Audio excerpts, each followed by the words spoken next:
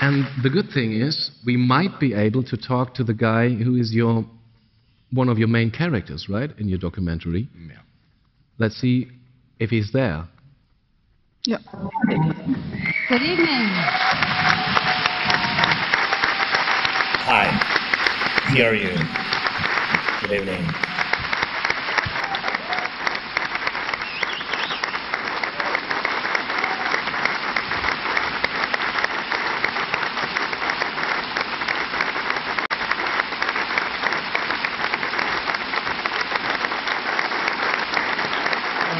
Thank you so much. Thank you very much.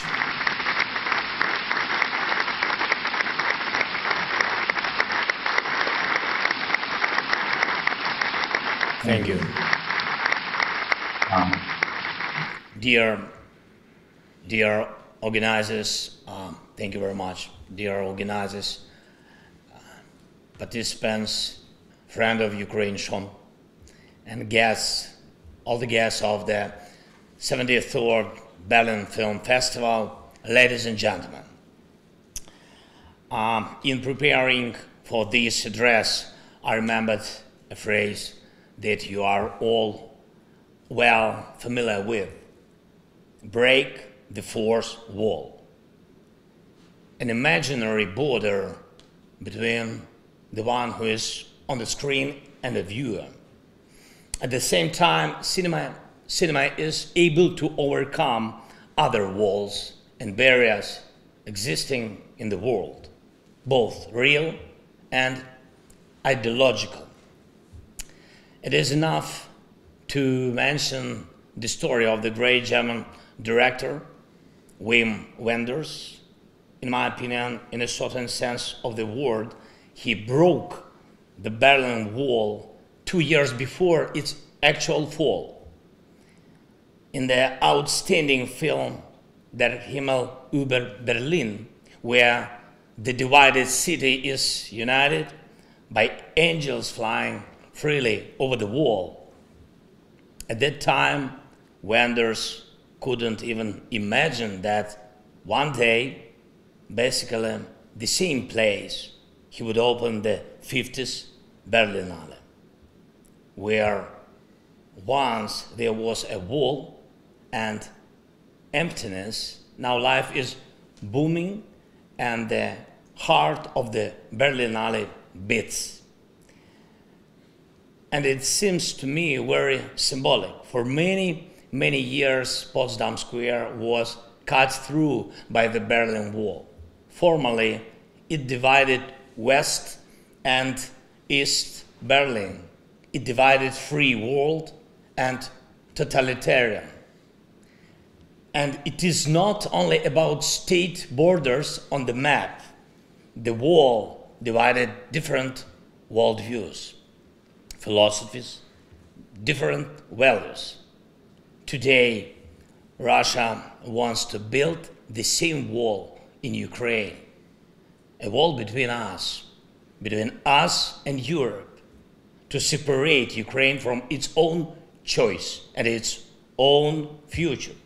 A wall between freedom and slavery, between the right to life and missile attacks, between progress and the ruins that Russia leaves behind, a wall between civilization and tyranny.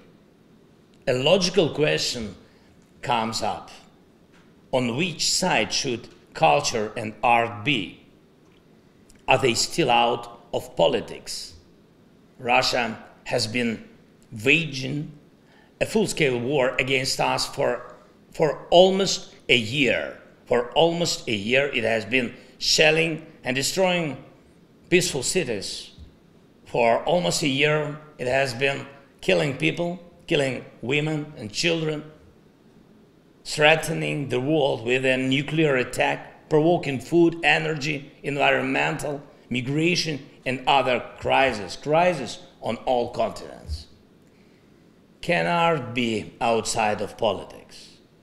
Should cinema be out of politics? This is an internal question, but today it is again extremely relevant.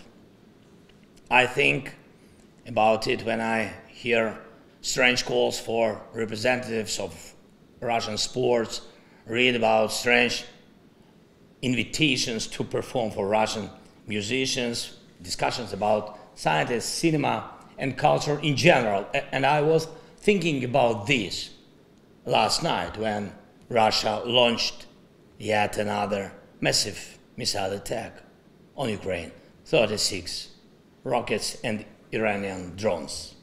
Culture and cinema can be outside of politics, but not when it is a policy of aggression, not when it is a policy of mass crimes, murders, terror, the desire to destroy other countries and other peoples, when it is a policy of total war. That is the politics of today's Russia. Under such circumstances and at such times, art cannot be neutral, cannot be out. Culture makes choices in times like this. Culture chooses the side or speaks out in different ways, fighting and standing against the evil, or overlooks and remains silent and in fact helping the evil. When art is indifferent and its voice is not heard, in this silence the loudspeakers of evil sound stronger and more convincingly. Of course, in the global sense, cinema cannot change the world, but it can influence and inspire people who can change the world. A good movie evokes emotions. Cult cinema causes change. In humanity's struggle against any evil, there are always two voices, truth and propaganda. For a while, propaganda can muzzle the truth, but it is not able to win completely. If art doesn't stop the struggle and understand that standing aside means being close to evil, the Berlinale made its choice and confirmed the truth of my statement, professing the principles of openness, equality, dialogue without borders, and the cinema from all over the world. The Berlinale made its choice. Institutions and persons supporting the Kremlin and films made with Russia's support are not admitted to this year's festival. We appreciate it and are grateful for it. This is really important. This is not formality. This is justice. And we are grateful for Ukraine's support, attention to Ukraine, solidarity with Ukraine.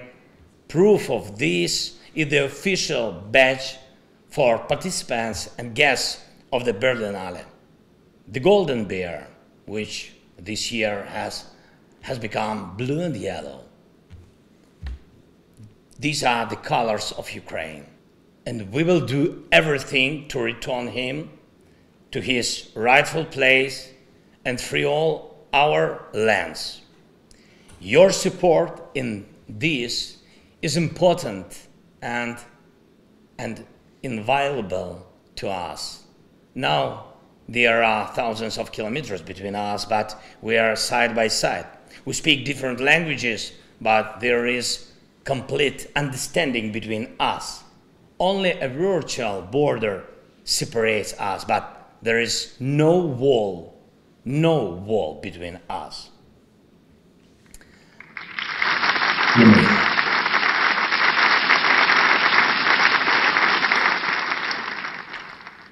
Ladies and gentlemen, in 1951, the first Berlin Film Festival took place. You all know the slogan and purpose of the first Berlinale. This is the showcase of the free world. Today, Ukraine is the fortress of the free world, a fortress that has stood for almost a year, a fortress that protects itself, Europe, and the world, a fortress that cannot fall, a fortress that will definitely stand and will win.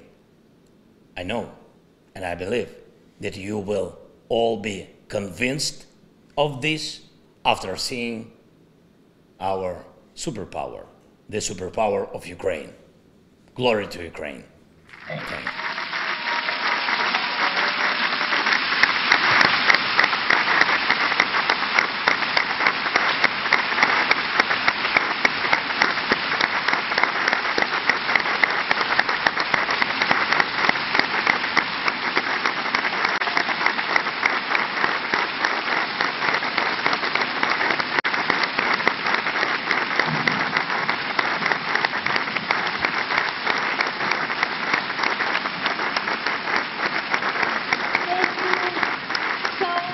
So much to the President of Ukraine, Mr. Volodymyr Zelensky. Thank you so much for taking the time and